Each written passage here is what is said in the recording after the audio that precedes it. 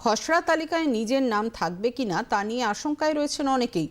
আসুন আরও একবার জেনে নিই খসড়া তালিকায় নিজের নাম কিভাবে দেখা যাবে। রাজ্যে প্রায় ৮১,০০০ বুথের বিএলওদের অ্যাপে আপলোড করা হয়েছে খসড়া তালিকা। বিএলওদের কাছে থাকা হার্ড কপি থেকেও ভোটারেরা নাম আছে কিনা জানতে পারবেন। নির্বাচন কমিশন স্বীকৃত ৮টি রাজনৈতিক দলকে খসড়ার হার্ড কপি দেয়া হবে।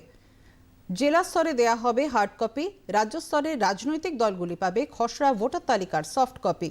নির্বাচন কমিশনের ওয়েবসাইট, অ্যাপ, জেলা নির্বাচনী আধিকারিকের ওয়েবসাইটে খসড়া তালিকা দেখতে পাওয়া যাবে। নির্বাচন কমিশন রাজ্য সিইও কার্যালয়ের ওয়েবসাইট ইসিআই নেট অ্যাপে নাম এপিক নাম্বার দিয়ে দেখা যাবে। খসড়া তালিকায় নাম বাদ পড়া নিয়ে অভিযোগ থাকলে ৬ নম্বর ফর্মে আবেদন করতে হবে। হিয়ারিংয়ের জন্য ডাক পাচ্ছেন ৩০ লক্ষ।